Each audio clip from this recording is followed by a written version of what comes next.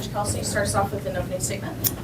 Yeah, I think the first thing I want to mention is what a great cause that was a part of this game. I just did my radio interview with Bob Valvano. First time I met him, I felt like I was meeting basketball royalty because, as I said on the radio interview, the name Valvano is synonymous with college basketball. I told him my first memory of the NCAA tournament was we went on a little family spring vacation in early April to Hilton Head in 1983. It was cold and rainy and it was awful, but it was the Final Four in Albuquerque, and NC State made that shot at the buzzer, and Bob's brother Jim ran around the court like crazy, and I remember it like it was yesterday. And then obviously one of the most impactful sports speeches maybe ever was the speech that Jimmy V gave at the ESPYs, and I can almost recite it. Most of us can. It's just such a nasty, nasty, horrible, wretched disease, and cancer is something that has touched everybody in this room, everybody everywhere. In this cause, Kentuckiana Friends of V, that Bob is such a champion of, is special to his heart. Helps people dealing with cancer, helps for cancer research. So, anybody listening to this, Bob told me the early returns of the donations have been really good. So we'll make sure everybody has the website. Please go and donate. So I'm glad we were able to do this with Jimmy V, formerly a coach at Bucknell. It was really good. John does an unbelievable job. I didn't get a chance to talk to him after the game, but he's a really good coach. He's got that program going in the right trajectory. I think he runs really good stuff. His ATOs, his baseline out of bounds. We stole one of his. I think he stole one of ours because we ran one of his plays and he ran one of our plays that we saw in preparation. But and I've known John for a long time. He was on the team that beat Kansas at Bucknell. My longtime friend and longtime associate head coach Mark Prosser is now the head coach at Winthrop, coached on that team and coached John. John was a fiery, tough, gritty dude. Came to Wake Forest and worked our basketball camp, got in a fight with every one of our players. I thought our guys played well. We defended, we deflected the ball. All of our metrics of effort were really, really good. We shared the ball, shot a very high percentage from three, but the thing I was most pleased with is that our assist percentage was really high. I think we assisted on 84% of our field goals. We'll open up for questions. Is your microphone? Raise your hand. Sean. Coach, as you just touched on, 26 assists on 31 made baskets. It seemed like the team really made an emphasis to get into the paint, get those paint touches, and those skip passes were just dynamite tonight. Can you just talk about just the emphasis on that? Yeah, early on I didn't think, we called force, like we gauge force in our ability to touch the paint. We have a number that we want to hit, and we find out throughout the game where we're at on getting to the paint, touching the paint, and then we look conversely from a defensive standpoint how we can limit their paint touches. And I felt like early on we were going a little bit that way. We really start getting downhill and hitting that paint, collapsing the defense, spraying out, sharing the ball is really when it started going. You're right. Yeah, you spoke about just wanting to get different looks at a bunch of different things, and making sure that guys get their minutes. I'm just curious, as we head into the regular season now, like how made that change just in terms of like your I'm like minutes played. Yeah. And will you say like a smaller rotation? I don't think we're at that point right now where I can tell you kind of exactly what it's going to look like. I mean, we've been going since June 5th. Obviously, we've gone through 2 exhibition games and things like that. We evaluate everything every single day. What that looks like for next week, I'm not sure yet, but we've got a bunch of really good players. Just wanted to get your thoughts on this type of exhibition season and what it gives to your team and the program, and really kind of all the programs that are doing it. When you play teams that you might encounter along the way, maybe in the NCAA tournament or things like that as you go along. Well, last year we played 2 non-division ones and won by a lot. We played 2 good teams. Obviously, Kansas lost that game. It was great. I mean, it wasn't great that we lost. I hate to lose, but we found a lot more about ourselves and things that we had to get fixed and things we had to address in playing a team of that caliber versus a non-division one where maybe we wouldn't find out those same things till we get a little bit further down the road. So I thought that was a really, really good thing. And then, Bucknell's really good Division I program from a very, very good conference, really well coached. I mean, they run great stuff. I mean, it's a good test. So I don't think there's any question. It's good that you can do these things now for sure. Brooks, good.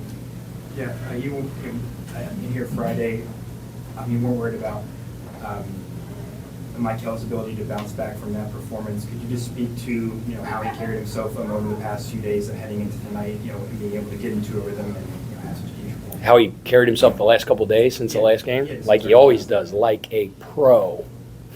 That kid is way beyond his years in terms of maturity. Whatever he is, 18 years old, I don't know but he didn't carry himself like that. That kid is extremely regimented, unbelievably hardworking, just detailed in every bit of his life and his game. And I've told you guys what a phenomenal teammate, human being he is as well. So, I mean, that kid didn't blink an eye. He was out there shooting after the game, which I tried to get him out of there. Hey, Cal, there's diminishing returns at some point. Make sure you get some sleep and get something to eat. But that's just his mentality. He's wired that way. Had a great couple of days of practice, great attitude, played really well tonight. Samantha Fruit, it seemed like there was some effort to get him more involved tonight. I had a couple oops. Can you just talk about his energy and his play out there this evening? Yeah. Well, I mean, I said this to Bob on the interview too. Like everybody was asking about, his production the other day because he only had 1 field goal attempt. In our kind of efficiency metric or score that we put together for all of our players, and it's how you impact the overall game. It's not just putting the ball in the basket is important. Let's be honest. You got to score more points than the other team to win the game. But I want to say he was like 2nd or 3rd on our team. How he affects our defense. He's a terrific ball screen defender. Deflects the ball, touches the ball. He's a elite screener. You look at all the threes guys got, the way he's able to free up our guards. So I think it's a little bit misleading to look at his stat line the other night and say he didn't affect the game. I thought he did really well. But yeah, there was a conscious effort to run some stuff for him. We ran a lob to start the game, get him going a little bit. Ran something for him to get a lob late. But he just doesn't complain. It's just how many. You want me to set 4,000 screens for these guards throughout the course of my 30 minutes that I played today? Okay, coach. What do you need now? And I said, go get some more offensive rebounds. But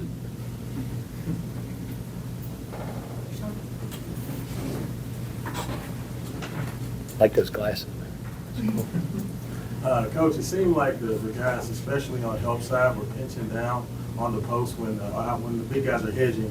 On the backside, they were making a big point to kind of get into the paint and discourage those drives. Can you just talk about the defensive? You better. Adjustments? Yeah, you're on it. You're on it. It doesn't take 5 guards to guard a pick and roll. It takes 7. I'm a big believer. You need 7 guys to guard a pick and roll. And the extra 2 is your voice and your activity. If everybody's playing with unbelievable communication and voice and your activity is a lot, and those are the 2 extra guys. But, people talk about defending the pick and roll. It's not just the 2 guys. That's 2 fifths. There's 3 other guys. And when that pick and roll occurs, we always say, where do you got to be? And they say, there. Being there, not getting spread out, because if you're not there and then you got to move to help, now they got you in 2-way help, and now they're get the advantage, the dominoes fall, and now you're in trouble. So that's, I like to think we were on it. I think, it was perceptive that you saw that, but it's very, very important. Yeah, Javon took only 4 shots against Kansas on Friday, and took 9 tonight. I'm just curious. were there conversations about trying to get him a more looks offensively and just trying to get him involved? It seemed like there were times early in the first half against Kansas he was kind of just like off in the corner and wasn't getting as involved as maybe we wanted to. Corners are extremely important in basketball, in offensive basketball. Keeping that corner filled and keeping your spacing. I don't know if he got stuck in the corner. I'm not sure. I want Javon to be ultra aggressive. I want him to be dangerous on every single catch. I think he was, when you talked to him after the game, he was trying to get other guys involved and get guys going, but, he's a big part of what we do. So I thought he was more aggressive tonight, though, for sure. Anything else for Coach? Oh, yeah, sorry.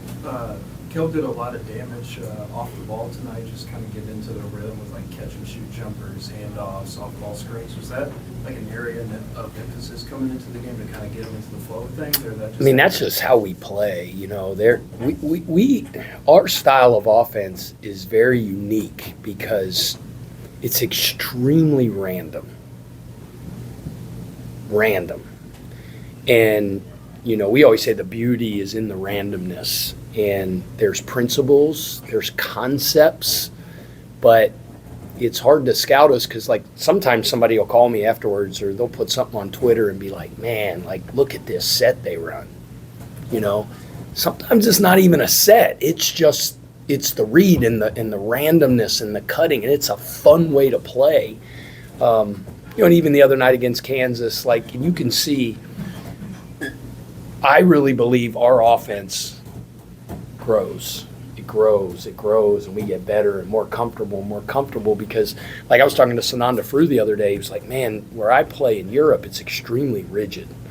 Like, this is what I do, and I do this here. I'm like, bro, you came to Louisville. You're hooping, and he goes, sometimes I get the ball and I'm going into a handoff and three guys cut. And I'm like, it'll come, man. Just keep. And pretty soon they start having fun. You can just see the pep in their step and the smile on their face, and that's coming. It's like a fine wine. I don't drink a lot of wine, but I hear it. So I don't even know where I went with all that. But you were talking about Kelsey. You were talking about all the Kel stuff. Like, yeah, he's cutting, he's moving, he's getting flares, throwing to the big, getting handoffs. We're going into ball screens, we're rolling, we're filming. It's freaking fun. I don't know why you wouldn't play here. We run sets, and dead balls and after free throws and after timeouts and stuff like that. But other than that, man, it's go hoop. Aaron, last one. You talked a little bit about the field.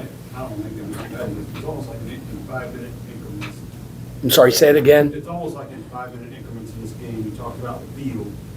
You guys just felt more comfortable. You don't practice in here every day, and it takes a little time, but it just looked like just the way they interacted with each other and the way they were running, you could almost just see it. Is that something that? Yeah, I just think that's how things evolve, right? It's early. Second team we played against, guys are getting comfortable in their roles. Roles are being defined. They're developing off-court chemistry. They're developing on-court chemistry. It's every team in the country. We're not a finished product, but nobody is. I guess maybe like some of the teams that are a little bit more rigid with what they do, like, okay, we have our thing and this is what we do. Maybe early on they go like this, but I really feel like we go like that as our guys get more and more comfortable. So, but yeah, I felt that today. You could see them playing with a little bit more rhythm. Helps when the ball's going in, and it went in a lot. As you know, we have an elite shooting team, and we have a selfless team. And we talk about force getting to the paint. Well, the other part is gravity, and the gravity is the way we're able to pull people away from the basket because of the shooting gravity we have, which opens up the paint. So there's a method to the madness, but it looked good tonight. All right, thank you.